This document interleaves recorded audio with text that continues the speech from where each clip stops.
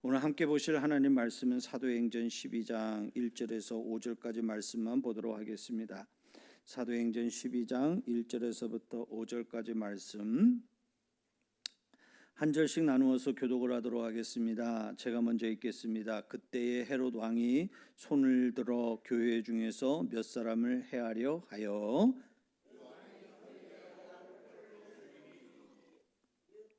유대인들이 이 일을 기뻐하는 것을 보고 베드로도 잡으려 할세 때는 무교절 기간이라.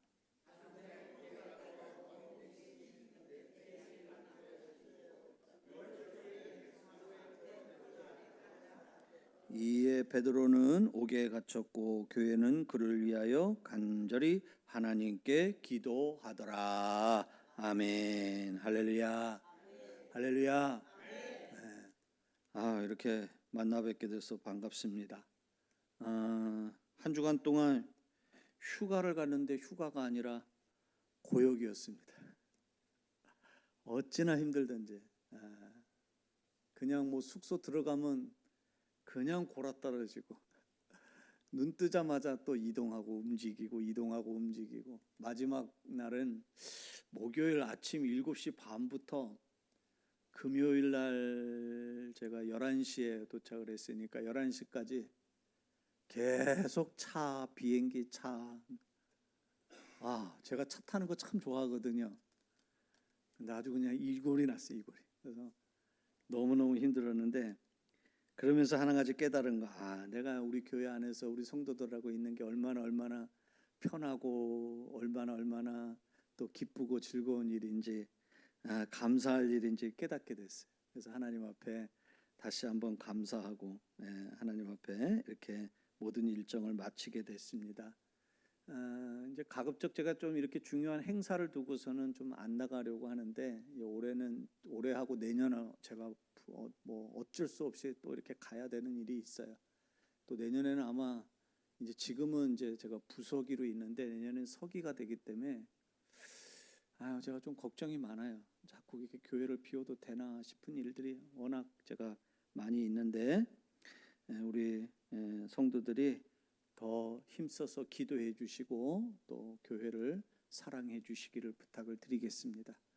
한 번은 제가 하고 지나가야 될 일이라 그래서 여러분들이 계속 좀 기도로 좀 지켜주시고 함께 해주시면 고맙겠습니다. 오늘 말씀 제목은 교회는 간절히 기도하더라 라는 제목이에요. 같이 한번 좀 함께 저를 따라해 봅시다. 교회는 간절히 기도하더라. 한 번 더 할까요? 교회는 간절히 기도하더라. 교회는 간절히 기도하더라. 아멘. 우리 인생에 여러분 죽음이 왜 있는지 질병이 왜 오는지 이제 우리 올리브교회 성도들이라면 다 알죠. 뭐 때문에 우리가 죽음이 왔죠? 뭐 때문에 질병이 오는 거죠? 죄 때문에. 이제 이거는 여러분들이 다 알고 있는 거예요. 그렇죠? 근데 세상 사람들은 이걸 알지 못하니까 여러분 인생에서 제일 큰 화두가 뭐냐면요. 죽음이에요. 질병이에요. 고난, 역경. 왜 이런 게 우리 인생에 있나? 그렇죠? 이게 너무너무 그들은 궁금해 죽겠는 거야. 그래서 자기의 지혜를 가지고 막 그걸 풀어보려고 해요. 그래서 여러 가지 그냥 그 방법을 찾아보려고 해결점을 찾아보려고 막 하는데 진정한 해결점도 없고 진정한 길도 찾지 못합니다. 근데 왜 이것들을 그렇게 사람들이 관심을 많이 갖냐면요.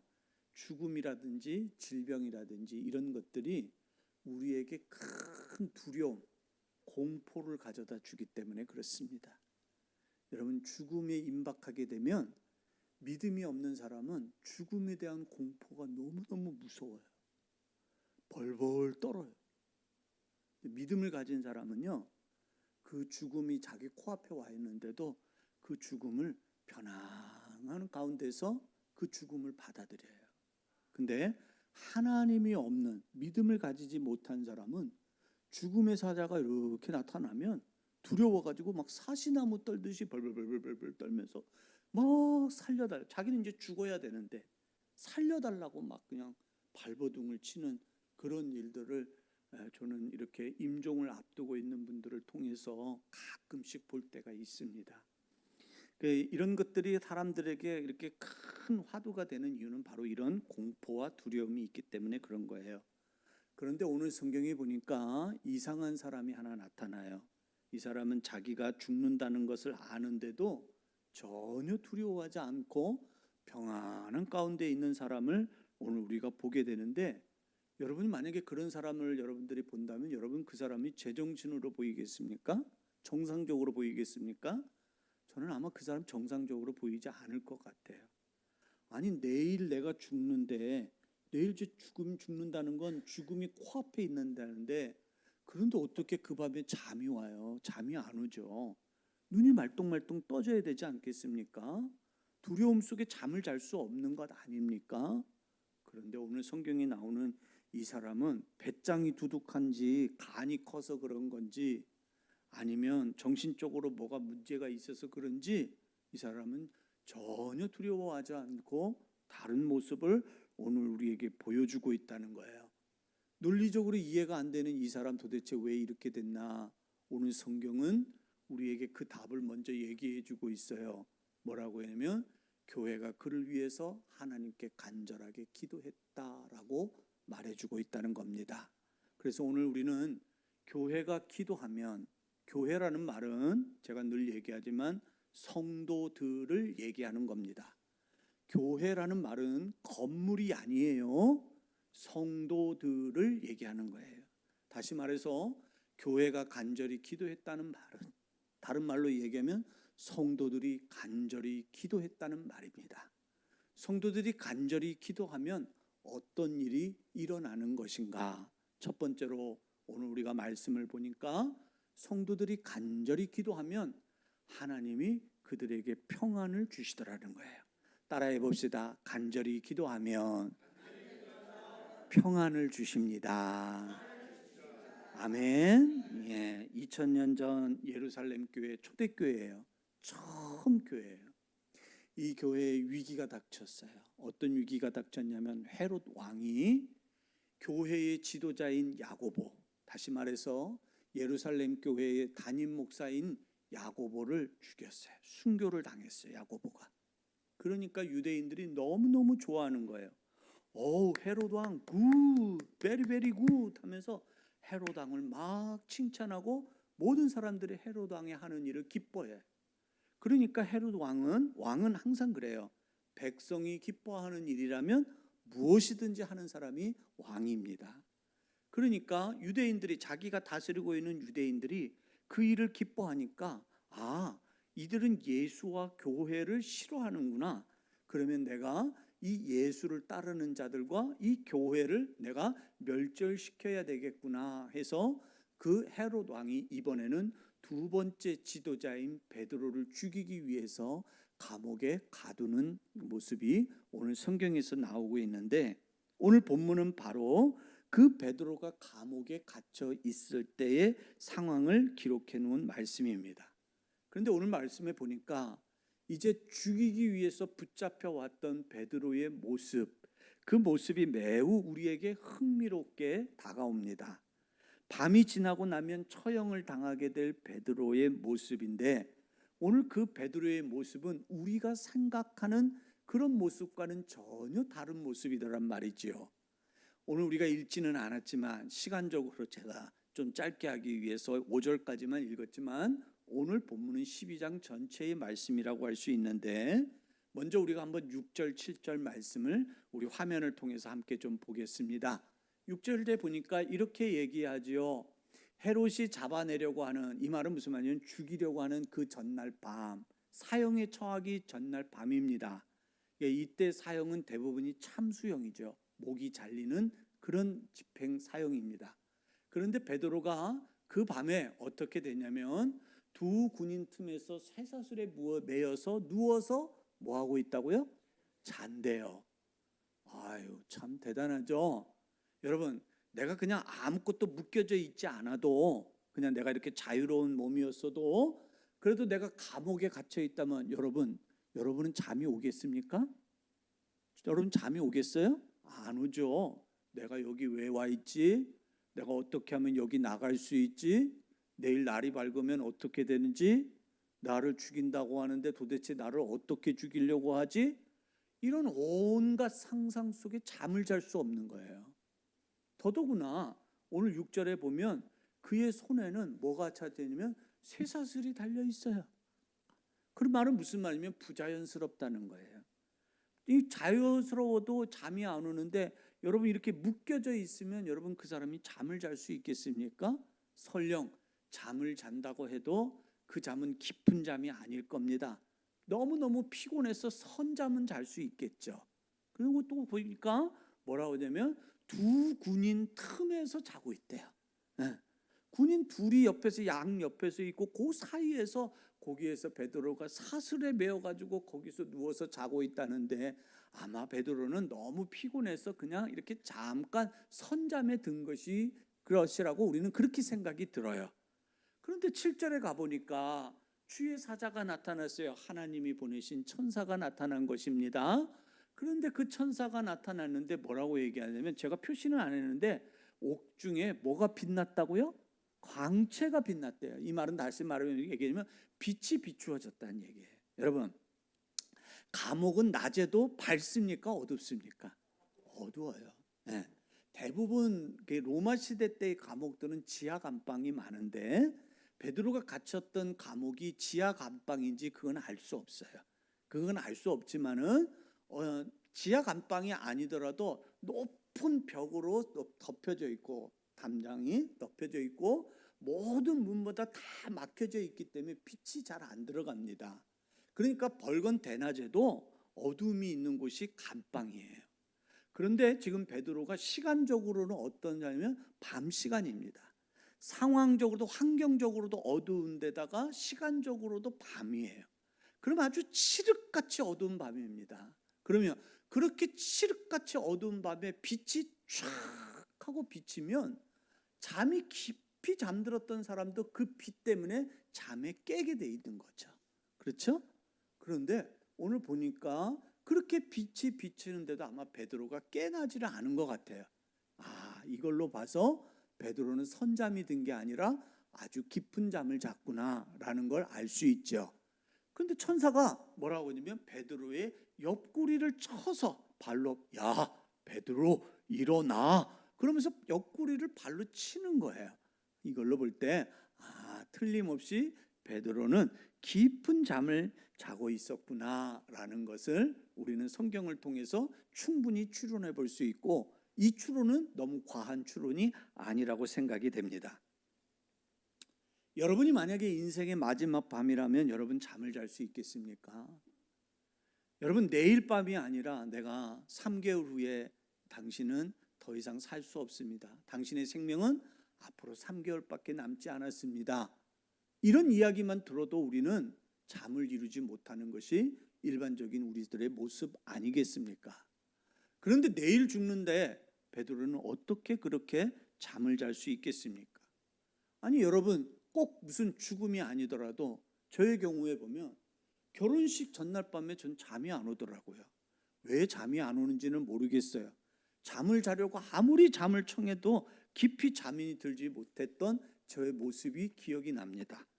여러분 그게 보통 우리 일반적인 사람들의 모습 아니겠습니까?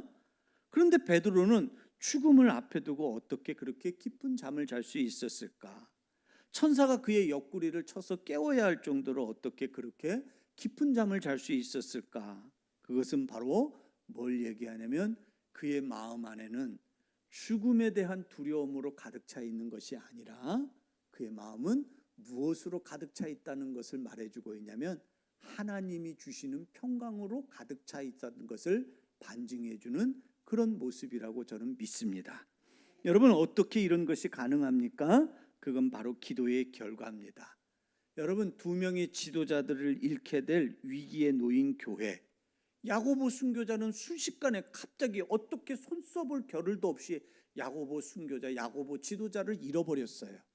그리고 이제 연이어서 베드로 지도자를 또 잃어버리게 될 상황에 놓이게 되니까 교회가 위기에 빠지게 됐고 교회가 두려움에 빠지게 됐고 이런 상황에서 우리가 지도자를 잃어버리게 되면 우리는 마치 방향을 잃어버린 그런 배와 같이 방황하다가 우리 교회가 자초하고 말 것이다라는 그런 큰 위기감을 느끼게 됐습니다. 그래서 교회 성도들이 모였죠. 우리가 뭔가 대책을 세워야 된다. 뭔가 우리가 대안을 내놔야 된다. 우리가 무엇을 할 수 있을 것인가. 사람들이 다 모여봤어요. 모여서 정치적으로 어떤 영향력을 끼칠 만한 사람이 있는가를 살펴봤어요. 왜요? 그런 사람을 통해서 혹시 베드로를 사형을 면하게 하고 그를 석방시키길 만한 그런 영향력이 있는 그런 성도가 혹시 예루살렘 교회 그 많은 성도들 중에 그런 분들이 있지 않을까 찾아봤는데 그런 사람이 없어요. 아무것도 그들이 할 수 있는 게 없습니다. 예루살렘 교회는 가난한 교회입니다. 돈을 써서 어떤 뇌물을 줘서 베드로를 건져낼 수도 없는 그런 상황이에요. 그래서 이 교회가 할 수 있는 일이 뭘까를 가만히 생각을 하고 그들이 고민을 하다가 한 가지 결론을 내렸는데, 우리가 할 수 있는 것은 한 가지밖에 없다. 우리는 오늘 밤 여기서 모여 함께 기도해야 되겠다. 그래서 교회는 그때 그들이 철야를 하면서 베드로의 석방을 위하여 하나님 앞에 간절히 기도하기로 결정을 하고, 그리고 예루살렘 교회 성도들이 다 같이 모여서 베드로가 감옥에서 나올 수 있도록 학수고대하며 하나님께서 그를 풀어주시기를, 그리고 홀로 감옥에 갇혀 있는 그 베드로가 두려움 속에 공포 속에 죽음이라는 그 그림자에 드리워져서 그가 눌린 자가 되지 않기를, 하나님이 그의 마음에 평강을 주시기를 온 예루살렘 교회 성도들이 하나님 앞에 간절히 기도했다는 것을 여러분들이 믿으시기를 바랍니다. 한 가지 우리가 이것을 통해서 우리가 알 수 있는 건 뭐냐면, 여러분, 예수님은 우리에게 뭐라고 말씀하시냐면 요한복음 14장 27절에 이렇게 말합니다. 평안을 너희에게 끼치노니 곧 나의 평안을 너희에게 주노라. 내가 너희에게 주는 것은 세상이 주는 것과 같지 아니하니라. 너희는 마음에 근심하지도 말고 두려워하지도 말라라고 말씀하고 있습니다. 주님이 뭐라고 말씀하면, 내가 너희에게 평안을 주기를 원한다. 내가 너희에게 평안을 주기를 원한다. 주님이 말씀하신 이 말씀처럼 우리가 기도하면, 우리가 두려움 속에 있는 자라고 할지라도, 공포감 속에 우리가 상황에 놓여 있는 그런 사람이라고 할지라도, 우리가 기도하면 하나님께서 우리에게 주시는 마음이 있다는 거예요. 그건 바로 뭐냐면 하나님이 주시는 평안입니다. 이 평안은 심리적인 평안을 얘기하는 것이 아니고 전인격적인 평안을 얘기를 하는 겁니다. 그냥 어째 심리적으로 안정된 마음을 주는 그런 평안을 하나님이 주시겠다는 게 아니에요. 어느 한 부분만의 평안이 아니고 우리의 육, 영, 혼 모든 것이 다, 우리 육적 영이 전부 다 하나님이 주시는 평안 가운데 거하는 그런 평안을 하나님이 주시겠다는 거예요. 뭐하는 자들에게? 간절히 기도하는 자들에게 하나님이 이런 은혜를 주시겠다는 것을 여러분들 믿으시기를 바랍니다. 그래서 오늘 이 베드로가 이 교회에 간절히 기도하는 그 기도로 말미암아 베드로는 내일 자신이 죽음이 있는데도 그 죽음을 코앞에 두고서도 옆구리를 쳐서 깨워야 할 정도로 깊은 평안, 깊은 잠 가운데 평안을 누리면서 그가 놓일 수 있었던 것임을 우리는 성경을 통해서 우리는 알 수 있습니다. 여러분, 오늘 우리의 모습은 어떻습니까? 기도한 후에도 여전히 염려하고 걱정하는 삶을 우리는 살고 있지는 않습니까? 불안과 두려움을 가지고 번민하며 괴로움 가운데 놓여 있는 것은 아닙니까? 여러분, 우리가 이 땅에서 살면서 불안 없이, 염려 없이, 두려움 없이 사는 사람이 누가 있겠습니까? 목회를 하고 있는 저도 얼마나 염려가 많은지 모릅니다. 우리 교회가 이렇게 어려우면 안 되는데, 우리 교회가 이렇게 힘들면 안 되는데, 여러 가지 생각도 많고, 그래서 제 안에 번민이 많아요. 염려도 많아요. 두려움도 많아요. 제 마음 안에 불안도 많아요. 그런데 여러분, 가만히 생각해 보십시오. 그 염려는 또 다른 염려를 낳을 뿐입니다. 불안은 우리를 더 공포감으로 우리를 더 증대시키고 확대시켜서 우리를 아무것도 하지 못하는 자로 우리를 좌절시키고 마는 것이지요. 여러분, 우리가 염려한다고 해서 어떤 문제가 풀려지는 것 없습니다. 우리가 불안한 마음을 가지고 있는다고 해서 어떤 문제가 저절로 해결점이 나오는 것이 아니더란 말이죠. 오히려 그것은 더 힘든 상황으로 우리를 만들어 가고 있다는 사실입니다. 그래서 우리는 항상 어떻게 해야 되냐면, 우리는 항상 하나님 앞에 기도하는 사람이 되어야 된다는 거예요. 교회가 어려운 때에는 우리는 어떠냐면 우리가 교회를 위해서 기도하라는 하나님의 뜻이구나. 그래서 하나님 앞에 우리가 기도하면서 나아가는 거예요. 그러면 하나님께서 교회 안에 무엇을 주시냐면 하나님이 평안을 주시는 거예요. 그건 제가 말씀드린 대로 어떤 한 부분에 우리 심리적으로 느껴지는 내가 기도했으니까 마음이 평안해 하는 그런 어떤 심리적인 평안만을 얘기하는 게 아닙니다.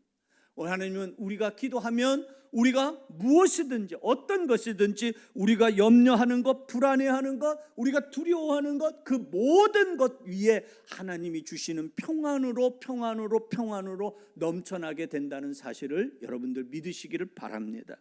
마가복음 11장 24절에 내가 너희에게 말하노니, 예수님이 말씀하시기를 이렇게 말씀하셨습니다. 무엇이든지 기도하고 구하는 것은 받은 줄로 믿으라. 무엇이든지 기도하고 구하는 것은 받은 줄로 믿으라. 그리하면 너희에게 그대로 되리라 말씀하셨습니다. 여러분, 예루살렘 교회는 이 말씀, 예수님의 가르치심대로 자기들의 그 기도할 바를 주님 앞에 아뢰고 주님 앞에 기도했습니다.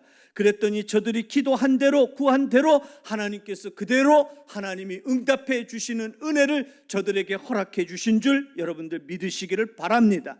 여러분, 우리도 마찬가지입니다. 기도하면 우리는 하나님이 주시는 평안 가운데 들어갈 수 있습니다. 기도하면 하나님이 주시는 평안을 누리는 복 있는 사람이 될 수 있습니다. 기도하는 교회는 하나님이 주시는 평안 가운데 거하는 복된 교회가 될 수 있다는 사실을 여러분들 잊지 마시기를 바랍니다. 그래서 교회는 간절히 기도하는 교회여야 합니다.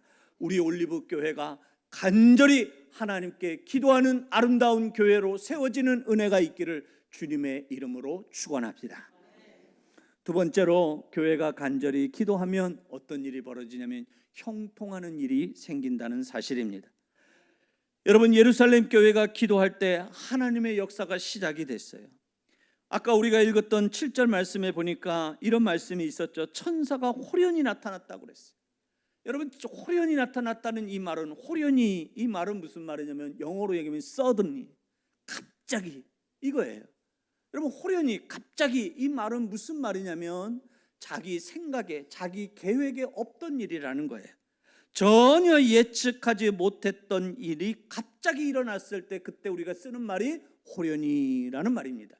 하나님이 오늘 베드로에게 나타나셨는데 그것은 베드로의 계획에 없었던 일이에요. 자기 계획에 하나님이, 자기가 감독에 갇혀져 있는 이 감방에 하나님이 나타나실 거라고는 베드로는 전혀 생각하지 못했습니다. 그런데 거기에 하나님이 나타나신 거예요. 하나님이 보내신 천사가 왔다는 건 그것은 곧 하나님이 오셨다는 것을 상징하는 것입니다. 하나님의 도움은 항상 이런 식입니다. 우리 눈에 갑자기 임하는 것처럼 그렇게 하나님은 우리에게 다가오시는 분이 살아계신 우리 하나님, 전능하신 여러분의 하나님임을 여러분들 믿으시기를 바랍니다. 하나님이 언제 어디서 어떻게 우리를 도우실지 우리는 모르기 때문에, 그래서 하나님이 나타나시고 하나님이 역사하시면 우리 눈에는 그게 뭘로 보이냐면 갑자기로 보이고, 또 믿음이 없는 사람 눈에는 어떻게 보냐면 우연히라는 말로 하나님이 그렇게 보이기 시작하는 것입니다. 그러나 하나님은 우리에게 그렇게 나타나시는 거예요. 그리고 하나님은 가장 좋은 방법으로, 가장 좋은 때에 하나님은 하나님의 방법으로, 하나님의 시간에 하나님이 우리 가운데 찾아와 주시고 우리의 간구하는 바를 하나님이 응답해 주신다는 사실을 여러분들 믿으시기를 바랍니다. 오늘 천사가 나타났어요. 그리고 그 천사가 베드로를 깨우는 거예요. 베드로를 깨우면서 베드로의 손에 묶여져 있던 쇠사슬을 그걸 벗겨주십니다. 그리고 베드로에게 말합니다. 띠를 띠어라, 신을 신어라, 겉옷을 입어라. 그렇게 말을 하고 그 천사가 베드로의 앞에서 성큼성큼 걸어나가는 거예요. 여러분, 이거 신기하지 않습니까? 지금 베드로의 양옆에는 누가 자고 있냐면 군사들이 같이 자고 있어요. 그런데 이 군사들이 깼다는 말이 성경에 안 나와요. 깼다면 베드로가 나가는 걸 이들이 가만히 보고 있을 리가 없지요. 그러면 이 말은 무슨 말입니까? 그들은 깊은 잠에 잠들고 있는 거예요. 아마 자기들의 그 군무가 너무나도 고돼서, 그래서 아마 저들이 피곤해가지고 이렇게 잠을 잘 들었는지는 모르겠지만, 그러나 여러분, 쇠사슬이 벗겨지면 이게 조용히 살포시 이렇게 떨어지는 그런 쇠사슬이 아니잖아요. 천사가 그런 걸 고려해서 쇠사슬을 벗기겠습니까? 절코동 하고 쇠사슬이 떨어지지 않겠어요? 그런 소리에 여러분 군인이 어떻게 깨지 않으면 그게 어떻게 군인이라고 말할 수 있겠어요? 그게 어떻게 간수라고 말할 수 있겠습니까? 그 베드로가 자기가 지켜야 되는 죄수가 그 감옥 문을 나가는데 그 소리를 듣고서 가만히 있을 그런 군사가 어디 있냔 말이에요. 그런데 이게 웬일인지 이 군사가 전혀 깨지 않는 거예요. 베드로도 도대체 이게 꿈인지 생시인지 모르지만은 그게 구분이 안 되지만 자기를 앞서서 따라가는 그분이 나를 따라오라 이렇게 말씀하시니까 그 천사를 따라가는 거예요. 여러분, 감옥에는 감방 안에서 자기를 지키는 그 군사만 있는 게 아니라 여러 간수들이 있어요. 그런데 오늘 성경에 보니까 첫째 파수를 지나가고 둘째 파수를 지나가면서 그 파수병들이 베드로가 걸어가는 걸 봤어요. 천사는 그들의 눈에 보이지 않을 수는 있어요. 그런데 사람인 베드로는 그들의 눈에 보일 것 아닙니까? 그러면 죄수가 여러분 저벅저벅 감방 안에 감옥을 왔다 갔다 돌아다니고 있으면 그걸 지키고 있는 간수가 그걸 가만히 보고 있으면 어떻게 합니까? 그렇죠? 야 이놈, 너 거기서 너 누구야? 너 어디서 왔어? 빨리 당장 돌아가지 못해? 그렇게 말을 하든지 엄포를 넣든지 붙잡으러 가든지 그렇게 해야 되는 것 아닙니까? 그런데 웬일인지 이들이 멀뚱멀뚱 눈을 뜨고 있는데도 불구하고 베드로가 저벅저벅 걸어다니면서 마치 제 집 안방을 드나들듯이 그렇게 그 감옥문을 왔다 갔다 하는데도 아무도 그것을 제지하는 사람이 없는 거예요. 참으로 신기한 일이 벌어지는 것입니다. 감옥 안은 여러분 그 통로가 어떻게 되면 미로와 같은 감옥 아니에요. 그래서 사람이 어떻게 간수가 실수해서 문을 잠그지 않아서 그 죄수가 그 감옥 문을 열고 나와도 바깥으로 나가질 못합니다. 그래서 자기가 가던 길을 막 살 수 있는 길, 저 사회로 시내로 나갈 수 있는 길을 찾으려고 아무리 뱅글뱅글 돌아도 그 마치 다람쥐 쳇바퀴 돌듯이 그 안에서 뱅뱅뱅 돌다가 결국은 붙잡히게 되는 거예요. 그래서 감옥 안은 그 통로가 그 출입하는 그 길들이 아주 미로같이 복잡하게 만들어놨어요. 그래서 아무나 쉽게 거기를 빠져나가지 못한다는 말이죠. 저도 이번에 경험을 했어요. 제가 거기 베트남 나짱에 갔는데, 나트랑이라는 곳에 갔는데 이제 둘째 날 돼가지고 좀 아침에 일찍 일어나서 운동 좀 해야 되겠다 싶어갖고 그래가지고 이제 조깅을 좀 해야 되겠다 싶어서 제가 운동을 하지 않았으니까 안 하던 걸 갑자기 하면 이상한 일이 벌어지는 거예요. 그래서 제가 거기 가가지고 운동을 한답시고 이제 그래서 아침에 이제 뛰면서 제가 이제 있던 숙소 위치를 딱 확인해 놓고 핸드폰 하나 딱 들고 그리고서 이제 막 운동을 시작을 했어요. 한 4km만 뛰어야 되겠다. 그리고 이제 4km를 뛰었어요. 이제 다 뛰고 나서 그리고 나서 이제 다시 숙소로 돌아가야지 하고 이제 숙소 제가 정했던 방향, 그 제가 운전하는 사람이니까 그래도 방향 감각은 있잖아요. 어디쯤 가면 어디 금방 가면 내 숙소가 있지. 그 방향을 늘 이렇게 인지하면서 그걸 숙지하면서 뛰었거든요. 그런데 이게 돌아가는데 이게 웬일입니까? 분명히 이 길을 벗어나면 여기서 꺾어지면 숙소가 보여야 되는데 안 보이는 거예요. 이리 가도 안 보이고 저리 가도 안 보이고 왔다 갔다 이 길 들어갔다 저 길 들어갔다 하다 보니까 나중에는 제가 생각했던 그 제 숙소 위치 지점 이것까지 다 뒤죽박죽이 돼버려요. 졸지에 이게 완전히 미아가 되는 그런 상황에 놓이게 된 거예요. 시간은 점점 가죠. 이제 틀림없이 아내는 왜 이게 안 올까? 이제 조금 빨리 이제 식사를 빨리 하고 이제 하루 이제 일정이 시작이 될 텐데 이제 아내가 분명히 찾을 것 같은데 근데 이게 제가 갈 방법을 못 찾겠는 거야. 주변의 사람들에게 좀 도움을 청해야겠다고 생각하는데 이른 아침 시간이니까 이 베트남 사람들이 오토바이 타고 출근한 대부분이 걸어 다니는 사람이 없어요. 대부분 다 그냥 오토바이 타고 다니거든요. 그 오토바이 땡기고 다니는 사람을 어떻게 제가 세워서 뭘 얘기를 하겠어요? 영어도 잘 안 돼요. 그런데 어떻게 합니까? 그 주변에 있는 사람들한테 혹시 문을 연 데가 있나고 보니까 문 연 데는 쌀국수집, 할머니들이 나와서 쌀국수 파는 그런 집, 아니면 커피, 차 파는 그런 집, 다 대부분이 나이가 연로하신 분들이 하시는 그런 상점들만 문을 열었지 뭐 이렇게 조금 젊은 사람들이 경영하는 그런 사업장은 눈이 보이질 않는 거예요. 그러니까 이런 분들하고는 이게 뭐 대화가 안 되는 거죠. 어떻게 해야 되나 고민을 했어요. 그래가지고 가이드에게 이제 전화를 하고 제가 이제 있는 위치를 얘기하는데 가이드도 제가 있는 위치가 어디인지를 정확히 모르는 거예요. 그래가지고 막 그냥 제 마음이 얼마나 초조한지 당황하기 시작하니까 더 막 그냥 이게 막 헷갈리기 시작하고 순간적으로 이제 조금씩 시간이 지나가면서 제 마음에 막 두려움이 서서서 커져가기 시작을 하는 거예요. 하나님 어떻게 해야 됩니까? 어떻게 해야 됩니까? 어디로 가야 됩니까? 뭐 계속 그냥 제가 지금 생각하면 그 길을 왜 그냥 가만히 있어도 되는 길을 왜 왔다 갔다 했는지 모르겠어요. 그게 아마 불안하다는 그런 증거였을 거예요. 아마 저를 유심히 그때 본 사람이 있었다면 저 사람 뭔가 뭐 좀 필시 좀 길을 잃었지 하고 금방 캐치할 정도로 제가 그 정도로 그 제 두려움이 그 몸으로 이렇게 표현이 된 거예요. 불행 중 다행히 이제 제 눈에 하나 이렇게 커피숍이 하나 이렇게 보이게 됐고, 그 커피숍 안으로 이제 들어가 보니까 거기 이제 젊은 대학생, 젊은 이렇게 청년들이 이렇게 이제 커피를 파는 아르바이트생들이 와서 이렇게 청소도 하고 이제 오픈 준비를 하고 있는 것이 제 눈에 보였어요. 그래서 이제 짧은 영어 얘기하다가 더 얘기가 안 되면 이제 번역기 가지고, 핸드폰에 있는 번역기를 가지고 이제 베트남 말하고 한국말 하고 그러면서 이렇게 서로 대화를 하면서 그러면서 간신히 제가 길을 다시 찾아서 돌아올 수 있게 됐어요. 그 시간이 얼마나 길었는지. 운동한 시간은 4km고 헤매는 시간은 3.6km. 할렐루야. 얼마나 두려웠는지 몰라요. 여러분, 우리 인생이 그래요. 여러분, 내 인생에서 앞길을 인도해 주는 사람이 없으면 꼭 우리가 이런 경우가 되는 거예요. 여러분, 감옥 안에서 여러분 그 길을 찾아갈 때 베드로 혼자 보고 만약에 그 감옥을 빠져나가려면 베드로는 저하고 똑같았을 겁니다.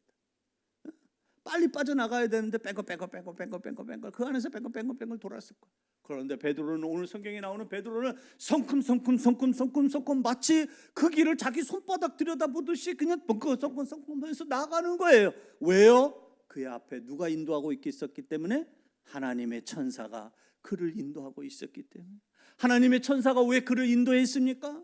그 시간에 예루살렘 교회 성도들이 두 손을 번쩍 들고 주여 주여 우리 베드로를 살려주시옵소서, 우리 베드로를 구원해 주시옵소서, 교회에 간절한 기도가 있었던 것임을 여러분들 믿으시기를 바랍니다. 할렐루야. 그래서 베드로는 그 복잡한 문을 그냥 벗어날 수 있었던 거예요.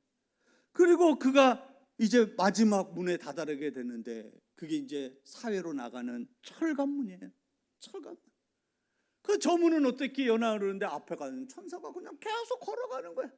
그러니까 베드로도 저 문은 어떻게 열고 나가지, 저 문은 어떻게 열고 나가지 그러면서 그 천사를 따라서 그 철문을 향해서 나아가는데, 세상에 이게 웬일입니까? 베드로가 그 철문에 다다르니까 세상에 우리 저 자동문 같이 그 철문이 누가 열어주는 사람이 없는데도 저절로 그 철문이 열리게 됐다라고 성경에서 말하고 있더라는 사실입니다. 여러분, 오늘날 우리가 경험하고 있는 자동문을 2000년 전에 베드로는 이미 경험을 하고 있었다는 거예요. 여러분, 내가 문을 열지도 않았고 누가 문을 열어주지도 않았는데 자기가 다가서니까 자동으로 열리는 그런 놀라운 경험, 이런 경험을 받으리 베드로가 할 수 있었던 그 비결이 무엇입니까? 그건 바로 그 시간 앞서 말씀드린 대로 예루살렘 교회 성도들이 그를 위하여 간절히 기도하였기 때문인 줄 우리는 믿습니다. 사랑하는 성도 여러분, 내 인생의 앞길이 베드로와 같이 우리도 열리기를 원하십니까? 형통하기를 원하십니까? 오늘 성경은 우리에게 말하고 있습니다. 간절히 기도해라. 기도하는 사람에게 하나님께서 형통의 길을 열어주신다고 했습니다. 여러분들이 그것을 믿고 하나님 앞에 기도하는 사람 되기를 주님의 이름으로 축원합니다. 기도는 여러분 우리 믿음의 사람들에게 어떤 액세서리가 아닙니다. 기도는 우리 믿음의 사람들에게 능력이 되는 줄 여러분들 믿으시기 바랍니다. 우리가 믿고 구하는 대로 하나님이 우리에게 이루어 주시는 그런 은혜를 우리에게 주심을 여러분들 믿으시기를 바랍니다. 내가 오늘 믿음으로 하나님 앞에 간구하고 나아가면 하나님이 내 인생의 앞길을 열어주실 것이고 내 인생의 길이 형통하게 될 것을 나는 믿습니다 하고 그렇게 믿고 하나님 앞에 간절하게 기도하면 하나님이 그 기도대로 응답해 주시는 은혜를 우리에게 주심을 여러분들 믿으시기를 바랍니다. 교회를 위해서 간절히 기도하시기를 바랍니다. 우리 교회가 형통한 교회 되기를 위하여 하나님 앞에 두 손을 들고 간절하게 기도하는 믿음의 거룩한 성도들이 아름답게 세워지는 우리 올리브교회 되기를 주님의 이름으로 축원합니다. 세 번째로, 교회가 간절히 기도하면 승리를 하게 되더란 말이죠. 사도행전 12장에는 베드로가 감옥에서 나온 그 사건만 기록하는 것이 아니라 또 하나의 사건을 기록을 하고 있습니다. 그것은 바로 무엇이냐면 야고보를 죽이고 베드로를 죽이려고 했던 헤롯, 그 헤롯의 운명에 대해서 이야기를 하고 있습니다. 21절 이하에 가보면 오늘 성경에 보니까 뭐라고 얘기를 하냐면 헤롯이 백성들에게 연설을 했다라고 그렇게 얘기를 하고 있습니다. 여기 말하는 연설, 헤롯이 연설을 했다는 이 말은 무슨 말이냐면 열변을 토했다는 말이에요. 열정을 다해서 말했다는 거예요. 마치 설교자가 설교하는 것처럼 그렇게 말했다는 거죠. 그랬더니 백성들이 그 소리를 듣고 아부하는 마음으로 그 헤롯을 향하여 뭐라고 하냐면, 우와, 우리 왕의 연설은 사람의 연설이 아니야, 신의 소리야, 신이 우리에게 말하는 거야. 그러면서 막 백성들이 헤롯을 높이면서 헤롯의 연설을 막 칭찬하는 거예요. 실제로 헤롯은 말을 잘하는 사람이었지만 그러나 백성들이 그에게 아부하기 위해서 아첨의 말로 더 과장되게 그를 높이 지키어 세운 거죠. 그런데 바로 그때 하나님이 어떻게 하시냐면 헤롯을 하나님이 치신 거예요. 하나님이 그렇게 치니 헤롯이 어떻게 되면 죽게 됐다고 성경에서 이야기하고 있는데, 이건 성경에만 나오는 사건이 아닙니다. 이 사건은 역사서에도 기록이 돼 있는데 요세푸스라고 하는 사람이 있어요. 그 사람은 역사학자입니다. 그 사람이 쓴 역사서에 보면 이 사건이 기록이 되어 있는데 이 사건을 이렇게 기록을 하고 있어요. 헤롯은 황제 시저, 그러니까 로마의 황제를 얘기하는 거예요. 그 시저를 기념하는 축제에 참석하려고 두로에 갔다. 거기서 그는 금은 보석으로 꾸며진 화려한 옷을 입고 연설을 시작했다. 그는 탁월한 연설가였기 때문에 많은 사람들이 그 연설의 정신을 빼앗겼다. 그가 연설을 계속하자 사람들은 이건 사람의 목소리가 아니다, 신의 목소리다 하면서 사람들이 여기저기서 아우성치며 소리를 쳤다. 이것은 분명 헤롯에 대한 아첨의 말이었다. 그런데 그가 연설하는 도중 갑작스러운 일이 일어났다. 갑자기 배를 움켜쥐더니 대굴대굴 뒹구는 것이었다. 사람들이 깜짝 놀라 바라보는데 헤롯은 정신을 차리지 못하고 고통스러워했다. 5일 후 그는 죽었다라고 기록이 되어 있습니다. 오늘 성경에는, 우리가 보고 있는 성경에는 그 원인을 뭐라고 하냐면 이 헤롯이 벌레에게 먹혀서 죽었다라고 그렇게 성경에서 말을 하고 있습니다. 여러 가지 의견이 있지만 어쨌든 헤롯은 통증 때문에 떼굴떼굴 구르다가 왕궁으로 옮겨진 후에 5일 만에 죽었다는 거예요. 그런데 오늘 성경의 강조점은 헤롯의 죽음을 통해서 오늘 성경에서는 강조하는 것이 하나가 있다는 거예요. 그거와 대조해서 강조하는 것이 있는데 그것은 바로 무엇이냐면 헤롯은 죽었지만 교회는 죽지 않았다는 거예요. 오늘 우리에게 그것을 보여주고 있어요. 여러분 23절, 오늘 사도행전 12장 23절에 보니까 헤롯이 죽으니라. 뭐 중간에 뭐 있지만 헤롯의 결론은 뭐냐면 뭐하니라? 죽으니라. 헤롯은 죽었다는 거예요. 교회를 핍박하던, 교회를 죽이려고 했던, 교회를 주저앉히려고 했던, 교회를 망하게 하려고 했던 그 헤롯은 어떻게 했다고요? 죽었다라고 기록을 하고 있어요. 그럼 반대로 교회는 어떻게 되느냐? 24절에 이렇게 말하죠. 함께 읽어봅시다. 함께 읽겠습니다. 시작. 하나님의 말씀은 흥왕하여 더하더라. 한 번 더 읽을까요? 시작. 하나님의 말씀은 흥왕하여 더하더라. 아멘. 할렐루야. 흥왕했다는 말은 무슨 말이에요? 크게 흥했다는 거예요. 부흥했다는 거예요. 하나님의 말씀이 더 폭발적으로 늘어났다는 거예요. 그 말은 무슨 말이에요? 하나님의 말씀이 더 크게 됐다는 말은 교회가 살았다는 말입니까? 교회가 죽었다는 말입니까? 교회가 살았다는 말이에요. 할렐루야. 여러분 잘 보십시오. 교회를 죽이려고 했던 헤롯이 죽고 오히려 죽을 위기에 놓여져 있던, 멸망의 위기에 놓였던 교회는 어떻게 되면 멸망당하지 않고 교회는 더 부흥하게 되었다라고, 최후의 승리자가 교회임을 오늘 우리에게 말씀해 주고 있는 이 말씀을 여러분들이 주목하시기를 주의 이름으로 축원합니다. 여러분 교회가 이기는 비결은 다른 것이 아니었다는 거예요. 어떤 다른 원인이 있는 것이 아니라 오늘 사도행전 12장의 가장 중요한 말씀은 교회가 하나님께 간절히 기도하였더라. 교회가 간절히 하나님께 기도하였더라. 교회가 기도하니, 기도하는 교회는 멸망하는 교회가 아니고, 기도하는 교회는 실패하는 교회가 아니고, 기도하는 교회는 문을 닫는 교회가 아니고, 그 교회는 살아나는 교회요, 그 교회는 이기는 교회요, 그 교회는 부흥하는 교회임을 우리에게 말씀하고 있는 것을 여러분들 믿으시기를 주의 이름으로 축원합니다. 그렇습니다. 야고보를 칼로 죽이고 베드로를 감옥에 가두어 죽이려고 했던 헤롯은 비참하게 죽고, 기도하던 교회는 흥왕하게 되더라는 것이에요. 여러분, 우리는 이것을 믿어야 됩니다. 기도하면 우리는 최우승리해서 한다는 사실을 여러분들 믿으시기를 바랍니다. 여러분, 그래서 우리 교회는 기도하는 교회가 돼야 돼요. 여러분, 내 아버지 집은 만민이 기도하는 집이라고 말하고 있어요. 교회는 기도하는 집이어야 돼요. 교회가 어려우면 하나님이 기도하라는 사인이구나, 그렇게 알고 기도해야 되는 거예요. 하나님 앞에 손을 들고 기도해야 되는 거예요. 우리 교회 재정이 어려우면 재정위원부터 먼저 손을 들고 하나님 앞에 기도하는 거예요. 하나님, 우리 교회의 재정을 채워주세요. 물질을 채워주세요. 하나님의 선한 일을 더 많이 감당하는 교회가 되도록 하나님 축복해 주세요. 간절히 기도할 수 있기를 주의 이름으로 축원합니다. 그럴 때 하나님은 우리에게 어떻게 최후 승리를 주시는 거예요. 할렐루야. 우리에게 많은 고난이 있어도 우리가 기도하면 하나님은 마침내 그 최후의 승리는 누구에게 주냐면 그 기도하는 날, 그 기도하는 교회, 그 기도하는 성도들에게 하나님께서 그 최후 승리를 주시더라는 것입니다. 여러분, 우리 교회가 그렇게 되기를 소원합니다. 여러분들 그렇게 소원하고 계십니까? 그렇다면 우리 자신이 먼저 간절히 기도하는 성도들이 되기를 주님의 이름으로 축원합니다. 여러분, 오늘 우리가 이 말씀을 들으면서 우리는 어떻게 해야 되는가? 우리 올리브교회는 어떻게 해야 되는가? 오늘 이 말씀을 통하여서 하나님이 나에게 깨닫게 하시는 것은 무엇인가? 오늘 우리가 이 말씀을 나에게 적용한다면 오늘 나는 뭘 결단해야 되는가를 우리가 좀 생각해 봤으면 좋겠습니다. 이제 새생명 축제를 우리가 선포하고, 이제 새생명 축제의 시간들이 이제 조금씩 이제 다가오고 있습니다.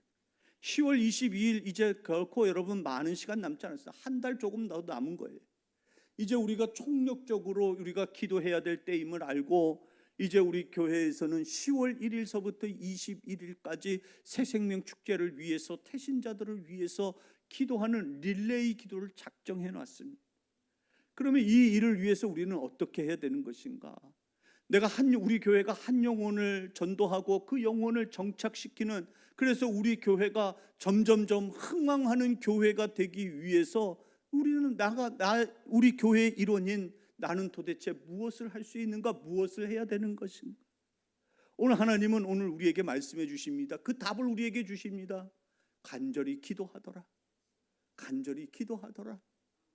여러분, 오늘 이 예배를 마치고 나서 여러분 나가시면 게시판에 붙여져 있는 저 릴레이 기도표판에 여러분의 이름 석자를 꼭 적어놨으면 좋겠습니다.